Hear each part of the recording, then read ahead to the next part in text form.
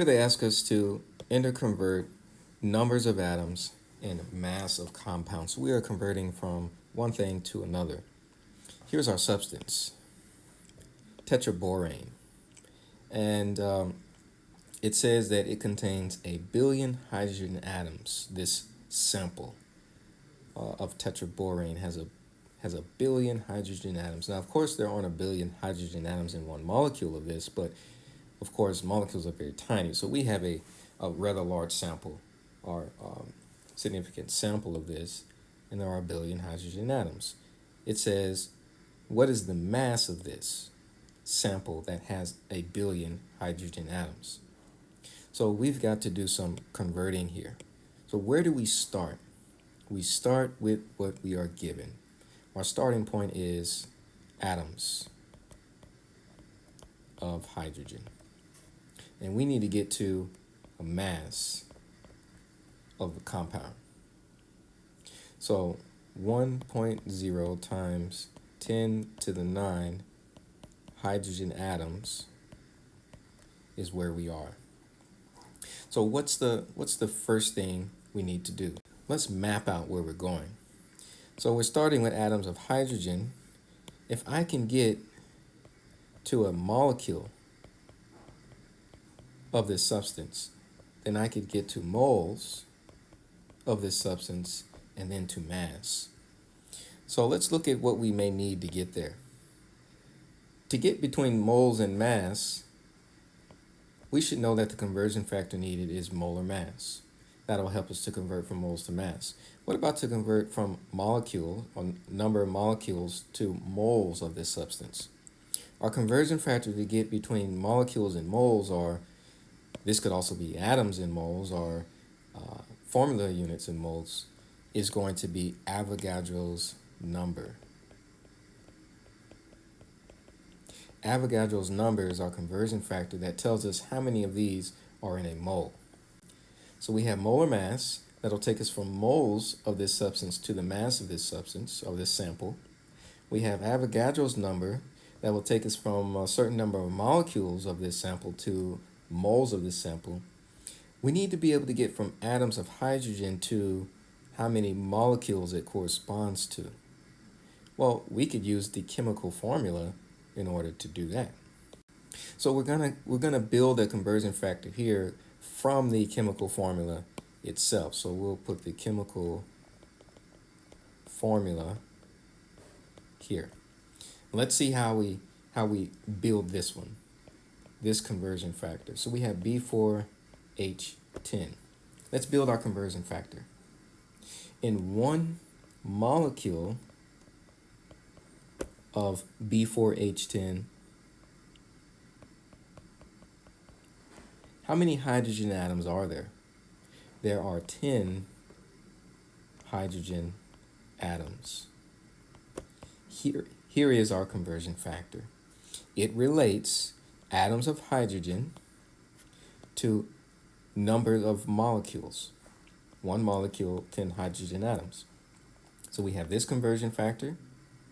And then when we get to molecules of this substance, we can use Avogadro's number to get us to moles of the substance, and then we can use molar mass to get us to a mass. So let's do the problem. Our first conversion factor, we're going to place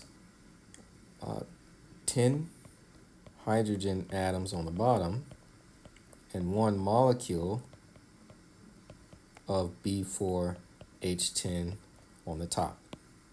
Next, let's multiply across our second conversion factor. Now we are at, if you notice, hydrogen atoms cancels and we're at molecules of B4H10. Here we are.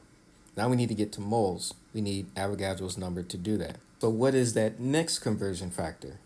Well, 1 mole of B4H10 is equal to 6.022 times 10 to the 23 molecules of B4H10. That's our second conversion factor. Where is 1 mole going to go? Up top, 1 mole of B4H10 is equal to Avogadro's number of molecules.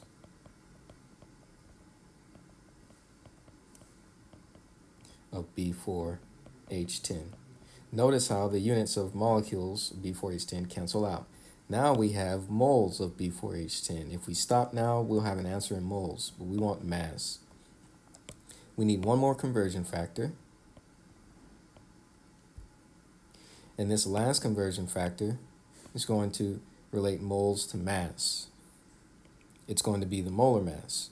Do we have the molar mass of B4H10? No, they didn't give it to us. We have to find it. So let's go to our periodic tables. We have B4H10. All right, so the molar mass is going to be equal to the molecular weight. So boron, we have 4. For boron, we have 4 boron atoms, and each atom has an atomic mass of 10.811. For hydrogen, we have 10 of them, and each one has an atomic mass of 1.0079 AMUs. So let's get the molecular weight, which would be equal to the, numerically equal to the molar mass. So we have 4 times 10.811 plus 10 times 1.0079, 55.3, well, that'd be 53, excuse me, 53.323 ANUs. That's the molecular weight.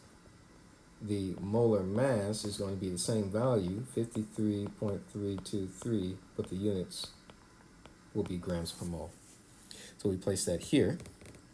1 mole of B4H10 has a molar mass of 53.323 grams of B4H10. Moles cancels, and now we are left with grams. So let's do the math here and see what answer we get.